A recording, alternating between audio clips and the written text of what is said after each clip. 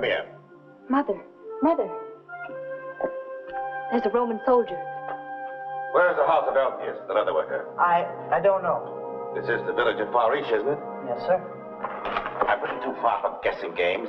Now, where will I find Elpheus? You passed the street, sir. It's the second one back there. Run quick by the back way and warn your father. And the third. No, the fourth house. If it isn't, I'll get back. It is, sir. I swear.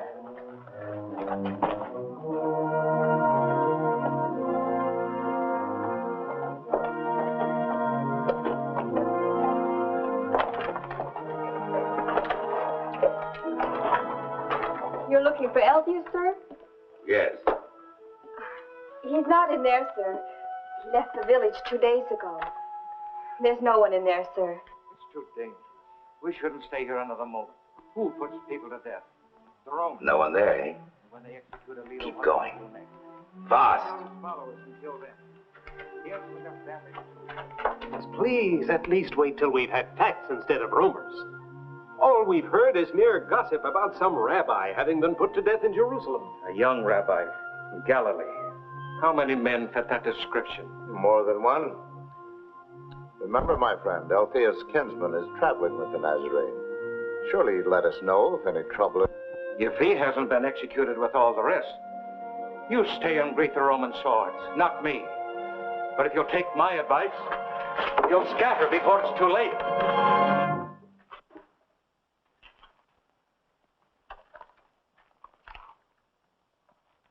Which of you is Elpheus? I'm not. Not I. I was just leaving, if you'll excuse me. I am Elpheus, and these men are merely my guests for the evening. Thomas said I might find others meeting with you. Men will say anything under torture. We just stopped in for a moment. Our interest is in God, not in any revolt against Rome. And I'm here on my own business, not Caesar's. Your cousin Thomas has been delayed in Jerusalem. When he found out I was traveling this way, he asked me to give you a message. My name is Cornelius. Welcome to my home. Rachel, water and linen for our guest, my dear. Then food and wine. Let me have your helmet. Long journey over those mountains. And a dusty one.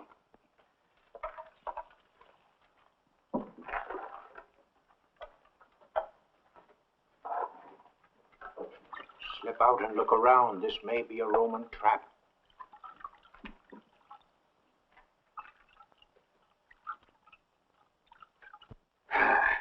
There now. I feel better. And the message from Thomas? Does it concern the Nazarene named Jesus? Was he put to death? Simply curious, that's all. My cousin, has he been arrested? And what of the Galileans' other followers? One at a time, one at a time. Your cousin is free and in good health.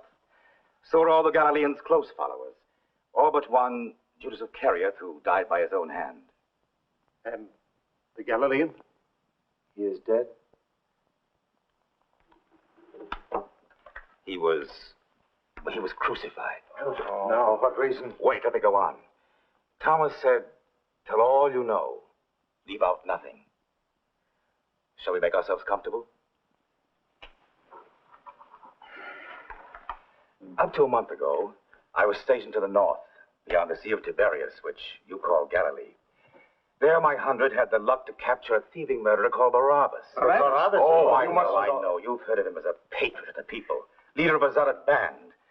But if you'd found your outpost brutally massacred, your young sentries knifed to the back, you'd...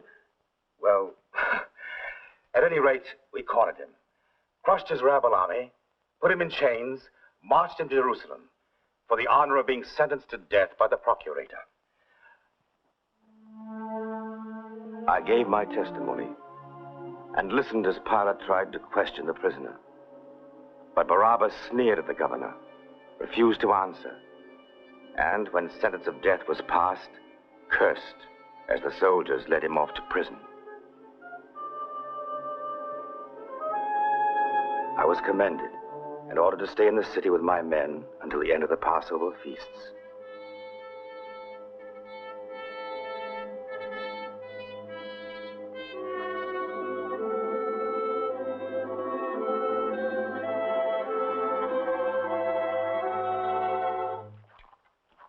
Centurion! Longinus. Where in the Empire did you drop from? 6 months ago, Carthage. Before that, Alexandria. Welcome to duty in the city. How'd you know I'd drawn that? What do you think suggested keeping you here to the procurator? Maneuver to share his quarters with you. This way, we'll take the shortcut through the temple courtyard.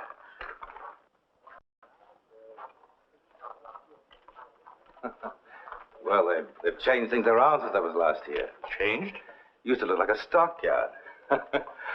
Bullocks and goats, sheep and pigeons for sacrifices. Money changers tables over there. They were there until 3 days ago. New young teacher, a man from the north, drove them out single-handed. One man? One man. To be exact, that man. Jesus bar Joseph from Nazareth in Galilee. I think I've heard of him. If you'd arrived here 4 days ago, you'd have heard of nothing else. Oh? Last Sunday morning, I had a report of trouble at the gate of the Lily. So I went down to investigate. The next thing I knew, I was caught up in a crowd shouting, "Hail the Messiah! Hail to Jesus of Nazareth, King of the Jews!" They threw down their cloaks for him to ride on. He was mounted on a donkey, walking on a carpet of robes and palm branches. I was sure we had a revolution on our hands, but I was jammed so tightly in the mob I couldn't get out to alert the guard. He rode up to the temple gates, looked at them with tears in his eyes, and went away. Just like that? Just like that. And believe me, I was delighted to see him go.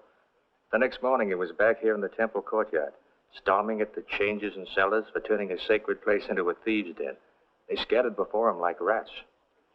You know he's a man of courage. Well, I wouldn't call the money changers a valiant sort of enemy. Oh, I don't mean just for baiting them, but for having the nerve to come back here.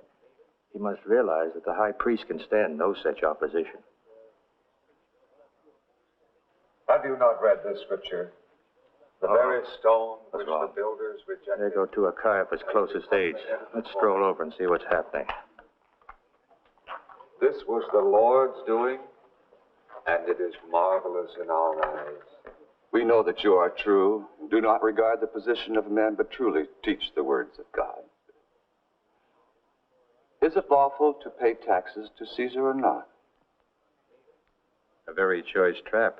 If he says pay, the entire crowd turns against him. Don't pay and I arrest him for treason. Well, come, teacher, answer. Should we pay them or should we not? Why put me to the test? Because of your great authority and wisdom? Show me a coin.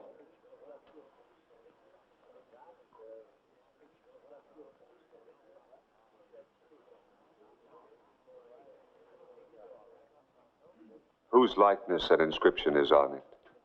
Why, Caesar's. Render unto Caesar the things that are Caesar's, and unto God the things that are God's.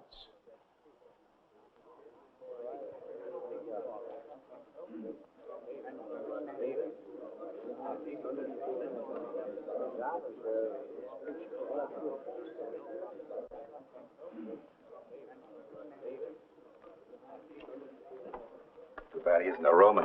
We could use men of his cut. You better go back to Galilee, or at least get out of Jerusalem, or he'll be a corpse. For twisting the beards of two courtyard lawyers? No. No, for preserving the peace that Augustus demands of this province. Oh, I know you make a point of ignoring politics. But this sovereign state of Israel is a vast steaming cauldron ready to boil over. If it does, we'll all be scalded. Wine from Hebron. Well, without trouble, there'll be no need for armies. We'd be slaving on a farm or drudging away in a mine. Personally, I prefer the Emperor's salt. It's fed me, and I've bled for it. But if I have to bleed again, I prefer doing it for profit or glory, not to cover up another man's stupidity. Such as? Marrying a lady from the purple. Well, almost from the purple. Might have bought Pontius a governor's throne, but it didn't give him a statesman's mind. He's still a soldier, always will be. What's the matter with that? You've been out in the desert sun far too long. Not me. I've served as a statesman before. I'll take a soldier commander any day. When trouble starts, a soldier crushes it fast. He doesn't dicker and argue till the enemy's entrenched in the best positions. If it was years ago, we had a cohort at every 10-mile post, I'd agree. The empire's grown too large. Our troops are spread far too thin. We've 28 legions to control the world. 3 in Britain, 5 on the Rhine, 9 spread the length of the Danube, and 11 split from Dacia through Arabia and Egypt to Carthage and Spain. And we've won, only one, in all Judea.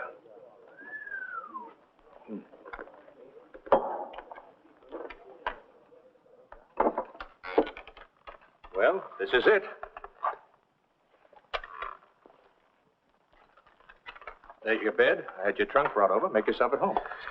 That bed looks good. We can't rule through crushing power anymore, my friend. In these times, we need the help of such local potentates as we can bribe and use. You mean Herod? As Herod was, before his libertine living cost him the scanty respect and obedience he had. Now we appoint the high priest, manipulate through the temple.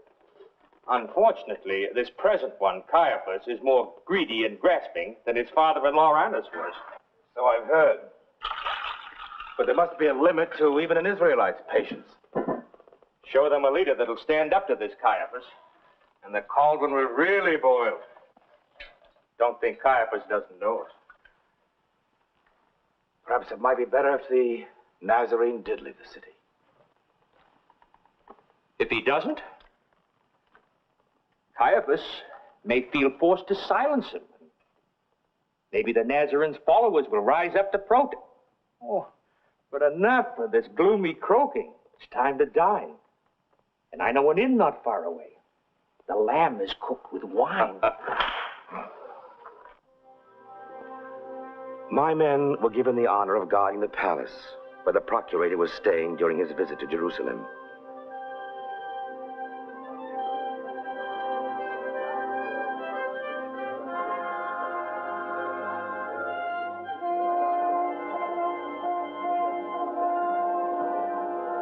Although I was kept busy with routine matters, I was unable to put Longinus' predictions from my mind. I kept thinking of the Nazarene. I guess that's why, one off-duty moment, I acted on impulse. Wait. You. Aren't you the man I saw in the temple court, standing by the side of the Nazarene? Yes. Come here.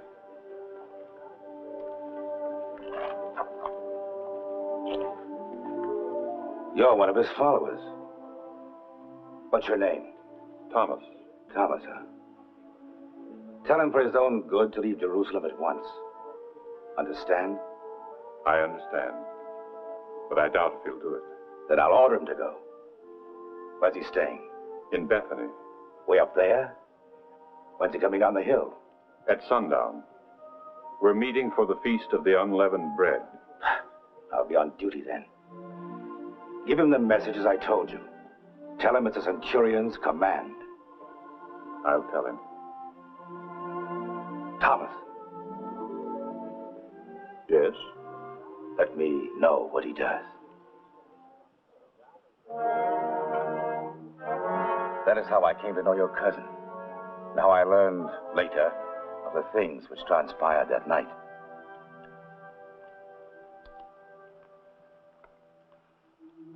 Their meeting place was in an upper room. And even then, the Nazarene must have known what still lay in the future.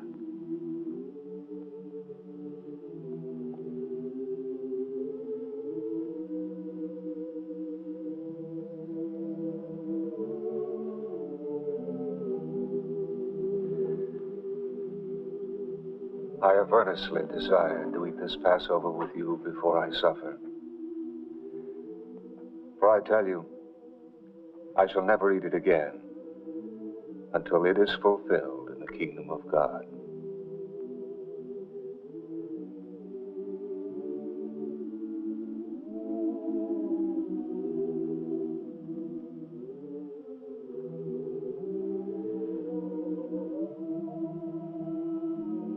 Blessed art thou, Lord God, King of the world, who hath brought forth bread from the earth.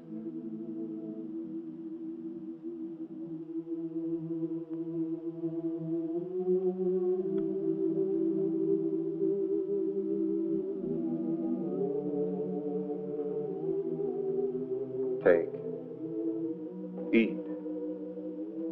This is my body, given for you. This do in remembrance of me.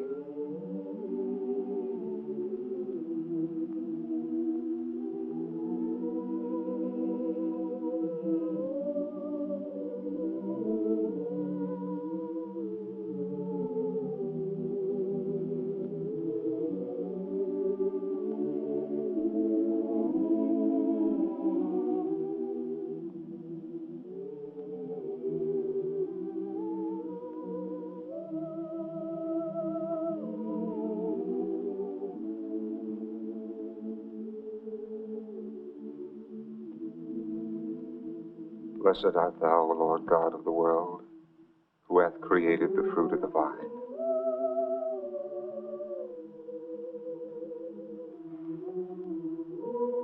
Drink ye all of this, for it is my blood of the New Testament, which is shed for you and for many, for the remission of sins. I tell you, I shall not drink again of this fruit of the vine until that day when I drink it new with you in my Father's kingdom.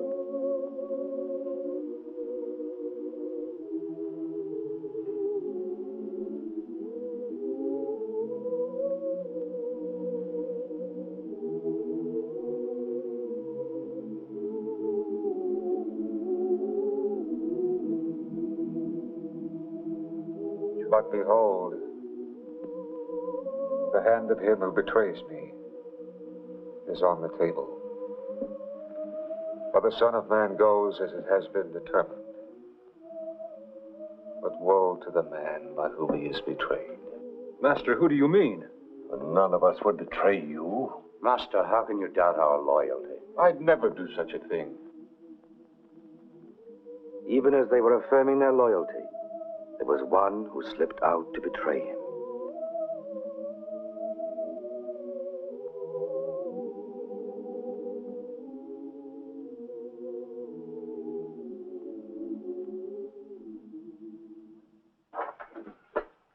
Why didn't the others stop him? Because I didn't suspect him. But the Nazarene had just said he would be betrayed. I know. But as Thomas explained it to me, each man loved Jesus so dearly, the very thought of betrayal seemed impossible. Besides, the one who went out was so well trusted, he had been chosen as the keeper of their purse. And they may have assumed that he was going to pay for the food they had eaten, or to give alms to the poor. Thomas said they were all eager to assure Jesus of their loyalty, even argued as to which of them would be foremost as his follower. But the Nazarene was displeased by their rivalry. Who has followed him longest? Answer me that. Who forsook the most?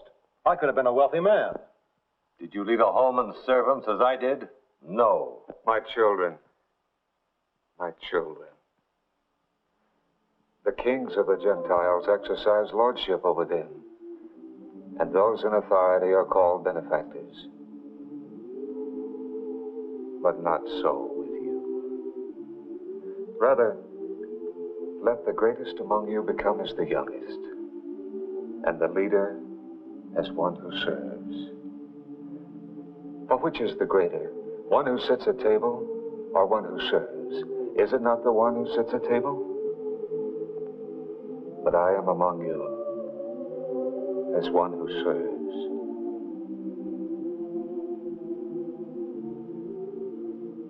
You are those who have continued with me in my trials. As my Father appointed a kingdom for me, so do I appoint one for you. Simon, behold, Satan demanded to have you, that he might sift you like wheat. But I have prayed for you that your strength may not fail. And when you have turned again, strengthen your brethren. Turned again. I have not turned away. Lord, I am ready to go with you to prison and to death. I tell you, Peter, the cock will not crow until you 3 times deny that you know me. No, Master, no. Not I. Never would I deny you.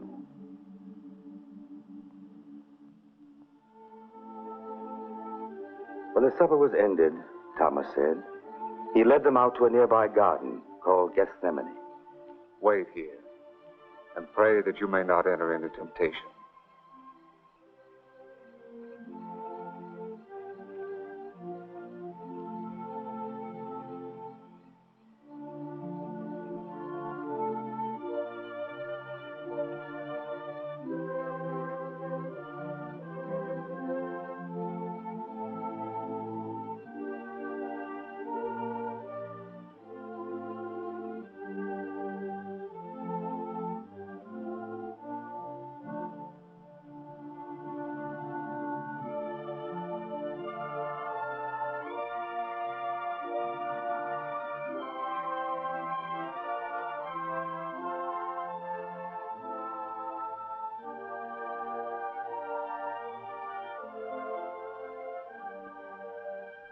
Father, if thou art willing, remove this cup from me. Nevertheless, not my will, but thine be done.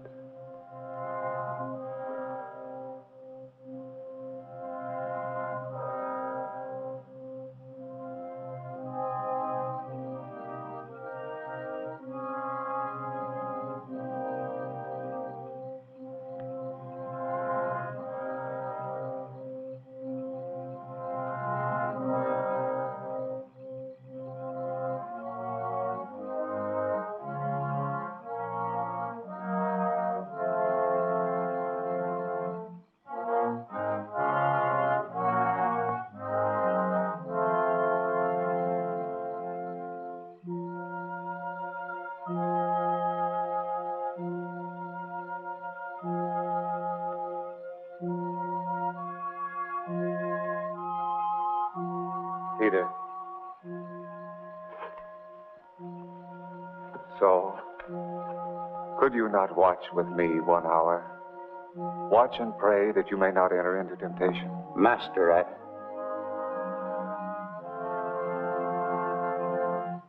The spirit indeed is willing, but the flesh is weak.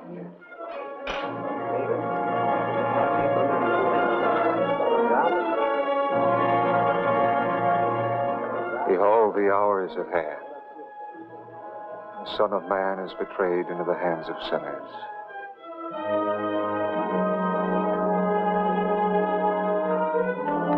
Master.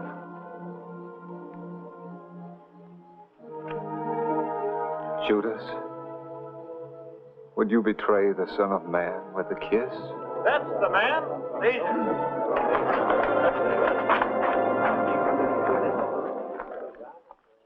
As I said, I had no knowledge of these happenings until later. But I wasn't the only one kept unaware of Caiaphas' moves that night. While the city lay sleeping, he had Jesus brought to Annas' home, where a carefully chosen section of the Sanhedrin questioned him till daybreak. In Annas' home? Yes.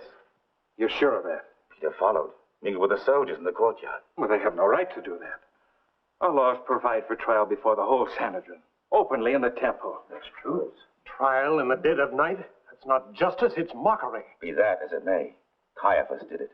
No wonder all the decent people of Israel have turned against him. 'Tis a bitter thing being conquered, but being betrayed by one of your own. My first knowledge of what had occurred came just as the day broke, when, having agreed on his guilt, they brought him to the palace where Pilate was staying. They wouldn't enter the judgment hall themselves. Some religious business about not defiling themselves by entering a Gentile's house during the Passover. So I had the task of waking the procurator and telling him what they sought. Needless to say, he wasn't in the best humor when he came out to them.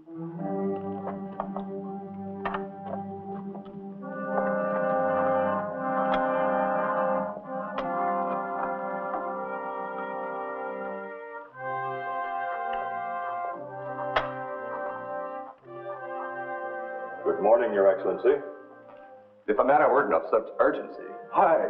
We regret urgently having interfered. But it will only take a moment of This man you've brought to me, of what is he accused? He incited the people to riot in the very courtyard of the temple. Why, he even claims to be the Messiah, the Christ, the Son of God. He encourages his followers to hail him as the King of all the Jews. These affairs are yours, not Rome's. Take him. Judge him according to your laws. We have, Excellency, and found him deserving of death. All we ask is your endorsement of our findings. If he were not guilty, we wouldn't have brought him here. Wait here.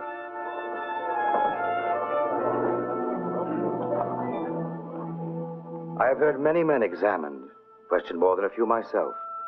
But if the Nazarene had guilt or evil in his nature, I couldn't detect it, nor could Pilate.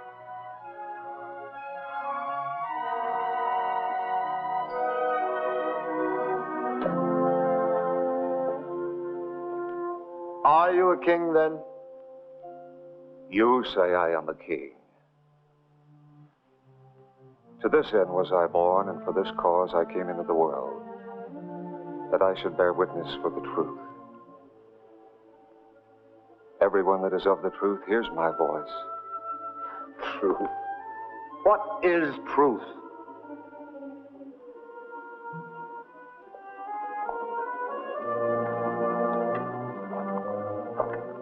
I find no fault in the man. But he has stirred up the people. Yes, He's spoken against the king himself. All over Judea, from here to Galilee. From Galilee? Is he a Galilean? Yes, he comes from Nazareth. Then he comes under Herod's jurisdiction, not mine. Centurion. Yes, Your Excellency. Have the prisoner taken to the Tetrarch. But Excellency, we found him guilty. Wait, just a moment.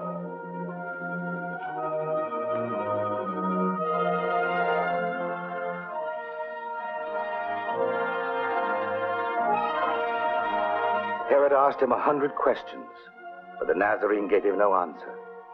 He demanded that Jesus perform a miracle for his amusement. Jesus held his silence. And finally mocking him, Herod had him robed in purple, to befit your kingship, he said, and ordered me to take him back to the governor.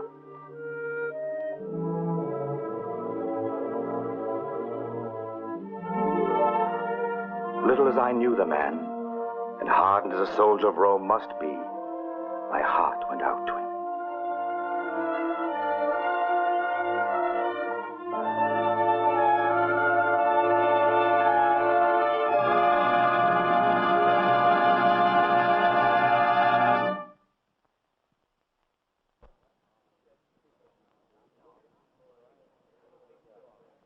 I reported all that had happened to the governor, and again he went to the Nazarene's accusers.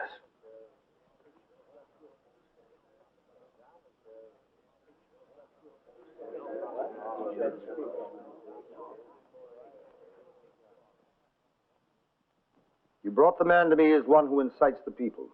I questioned him. I found no fault in him. No guilt in the things of which he was accused. No, nor did Herod. The prisoner's done nothing to merit death. I will have him chastised and then released.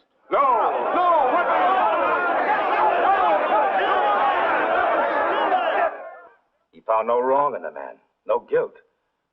And yet he ordered him to be flogged. Perhaps it was to save the Nazarene's life. But Pilate thought a flogging would appease them. Pilate is the governor. He speaks for the emperor. Since when has Roman justice been betrayed to appease the men of a conquered land? Perhaps I do our governor an injustice. Yet I feel that he was more eager to humble Caiaphas than to help an innocent man. Be that as it may, he made another attempt. You're all familiar with the custom of releasing a prisoner to the people at the time of the feast. Of course, we know. Well, after Jesus had been flogged, they brought him before the governor once more. The soldiers had made him a crown of thorns. You have heard how many things they have witnessed against you. They say you call yourself the Son of God. Who are you? From where do you come? Why don't you answer? Don't you realize I have the power to release you or crucify you?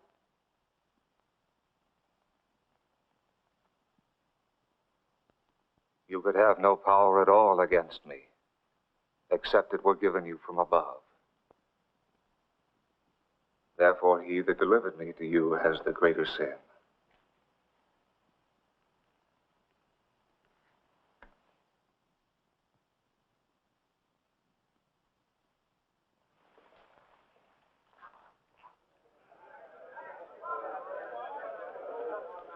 If you release that man, you are no friend of Caesar's.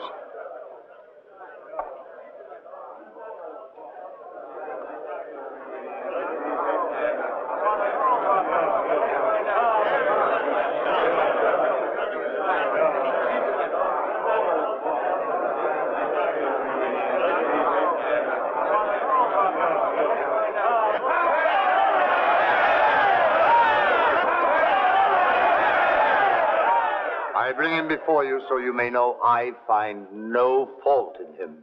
Behold, the man.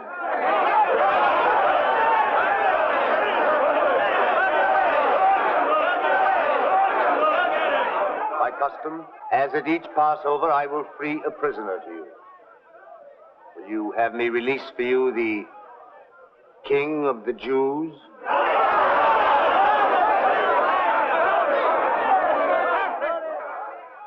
What then shall I do with Jesus called Christ?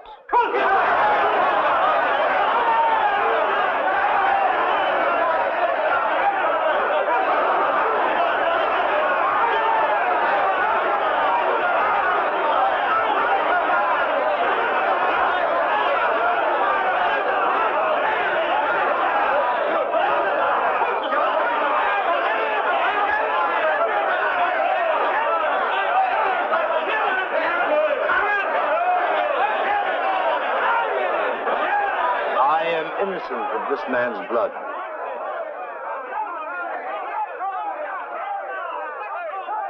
See to it yourselves. Release Barabbas.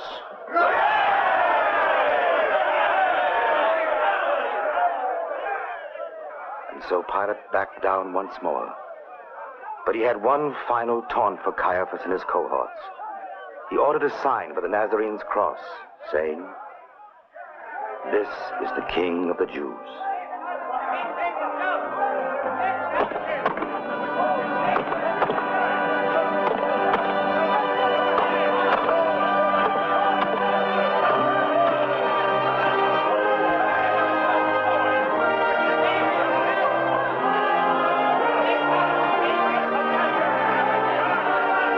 While he hung on the cross, those who had persecuted him came to mock him. You're the Son of God. Come down from the cross. Father, forgive them, for they know not what they do. If you are the Christ, save yourself and save us. Do you not fear God? You who are condemned? You and I are condemned justly. We have received the due reward for our deeds. But this man, he has done nothing wrong. Jesus, Lord, remember me when you come into your kingdom. Verily I say to you, today you shall be with me in paradise.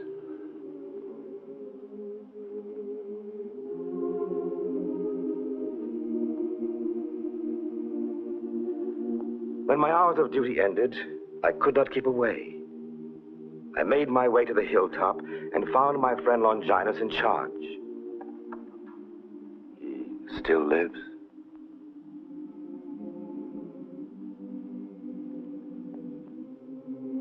As we stood watching, the Nazarene's mother came up the hill, accompanied by her sister and two of her son's followers.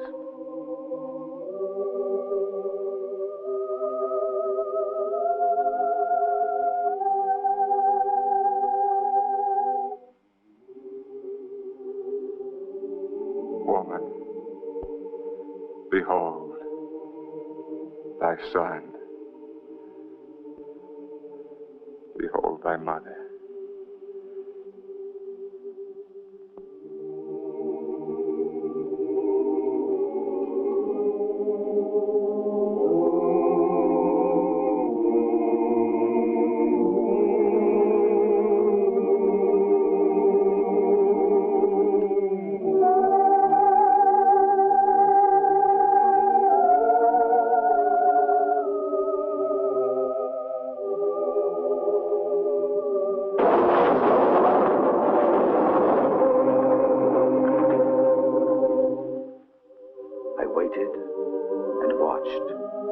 I wanted to leave, but I couldn't.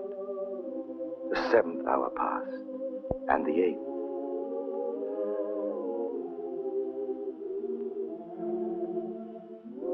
My God. My God. Why have you forsaken me?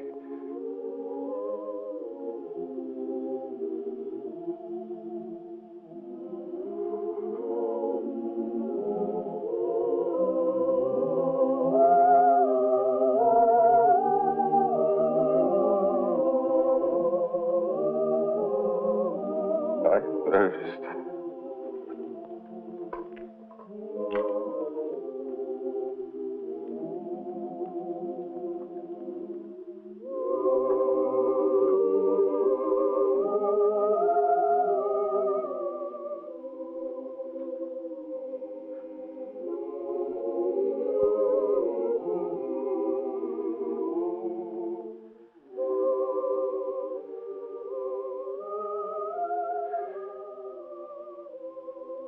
Father, into thy hands I commend my spirit.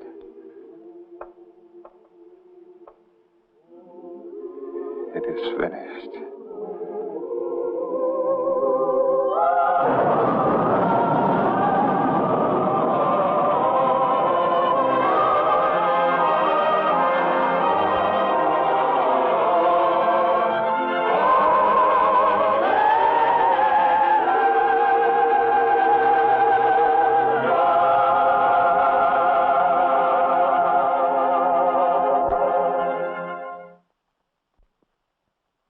That evening, a wealthy man, Joseph of Arimathea, came to the procurator, asking permission to place the Nazarene's body in his own new tomb. Pilate granted the request. No sooner had the man left, however, than Caiaphas' messengers came shouting protests. It seemed the Nazarene had made predictions of rising from the grave, and they who feared him in life were now suspicious that his followers would steal his body and claim his forecast fulfilled. So, to humor them, Pilate gave orders for a guard to be placed at the tomb.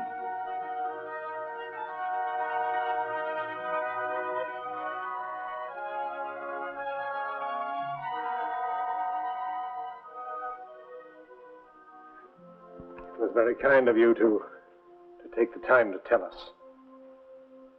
I wish we could have seen more of the Nazarene while he lived, even though he was not the Redeemer of the Scriptures. Still, he was a wise and gentle man, a great teacher. His death is a real loss. He is not dead.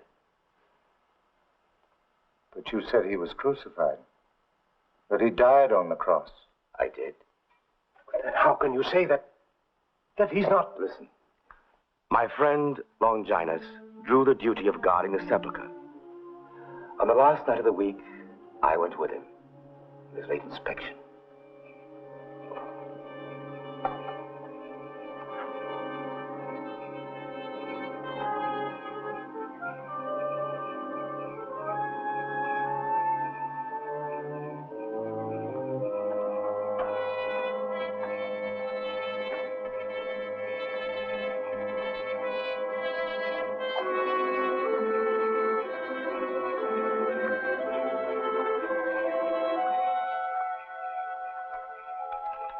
Well, I'd better go no farther. You mean you stay here with your men? Orders? I thought you knew. No. Caiaphas' idea. He assumes all soldiers can be bribed. Well, I've done harder jobs for the Empire. Me too. More than I foresaw when I received my first pilum in Gladius. That's a long time back for both of us. Long time. A lot of marches, good many scars. You know something? Life on a farm of one's own might not be so unbearable. In Tuscany or Umbria. Or the Valley of the Po. I remember the grapes.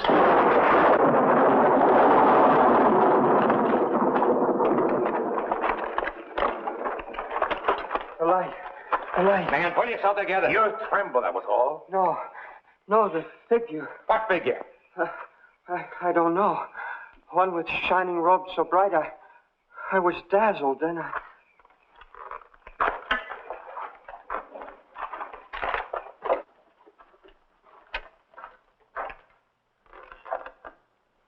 Pilot, you'll never believe this. You'll have to. When all your men tell the same story. Get them ready. I'll go with you. Perhaps I should leave one or more of my men here. To guard what? An empty tomb?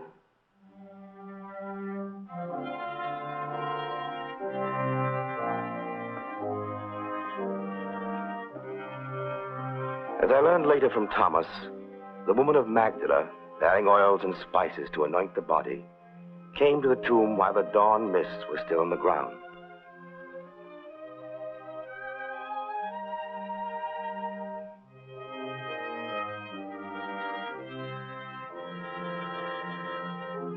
Finding the stone rolled aside and the sepulchre empty, she believed the Nazarene's body had been stolen by his enemies.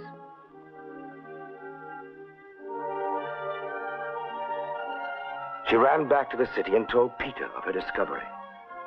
Together with John, they hurried back to the tomb. John ran ahead, but on reaching the door and seeing the empty tomb, he dropped to his knees, overwhelmed by grief.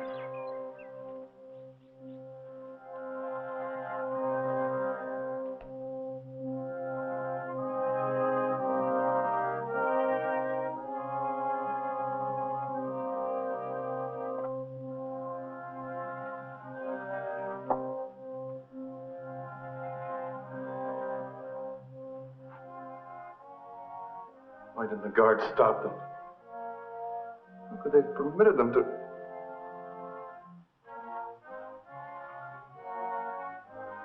I wonder, why did they remove the grave cloth? How could we understand the thinking of men who would do a thing like that?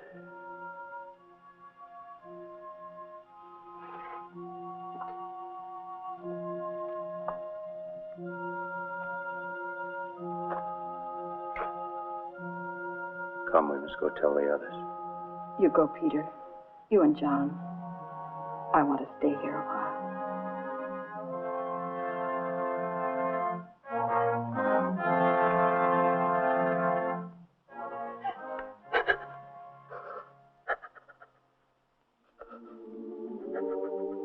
Woman, why are you weeping? Whom do you seek? Because they have taken away my Lord. Sir, if you have carried him away, tell me where you have laid him, and I will take him away. Mary. Master. Do not touch me, for I have not yet ascended to the Father.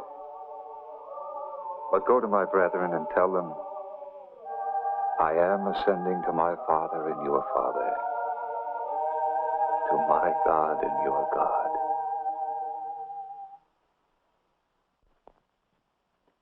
The resurrection rumor spread, and so one afternoon,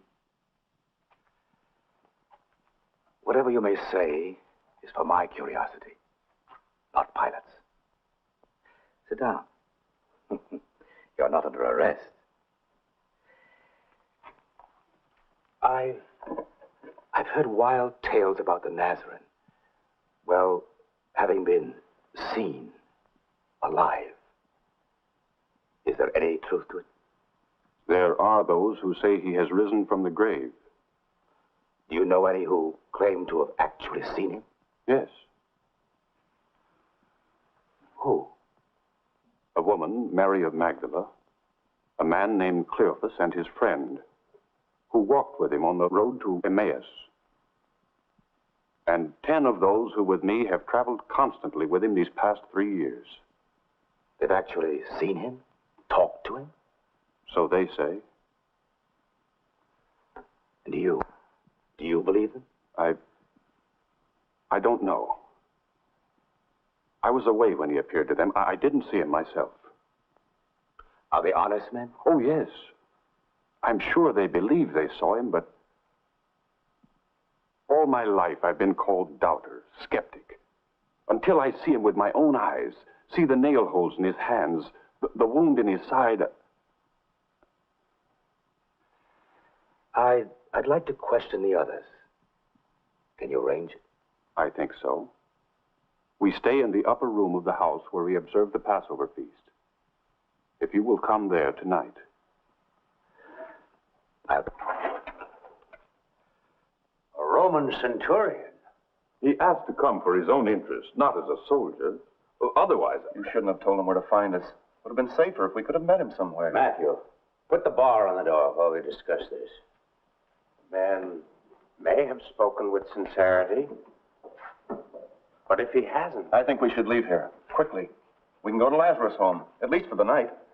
well, that's the first place they'd look for us. Why wasn't he satisfied with what you told him? Surely that should be enough. Because I could only say they have seen, but I have not. But if you'd assured him that you believed the Master had risen. I could not say that. Unless I see in his hands the prints of the nails and place my fingers in the mark and my hand in his side, I will not believe. Peace be with you. Master. Thomas, come to me.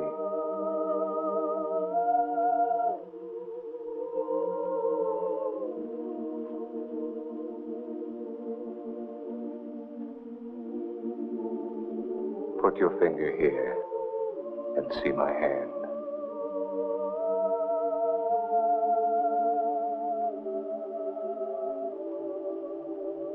Put out your hand and place it at my side.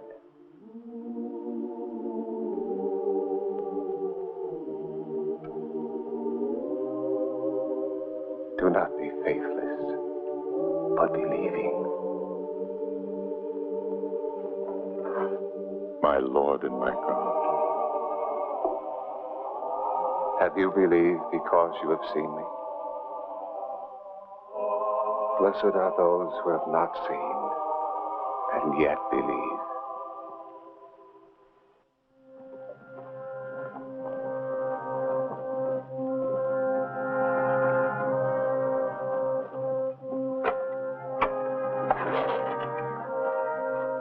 Cornelius, he lives. I've seen. There is no doubt. When? Where? Just now in the room. He took my hand and placed it on his wounds. Didn't you see him? You must have passed him on the stairs. The stairs.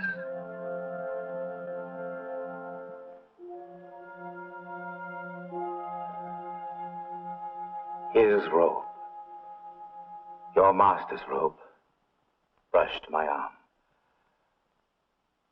My friends, you can cease discussing the teachings of a wandering rabbi and start worshiping the risen Son of God.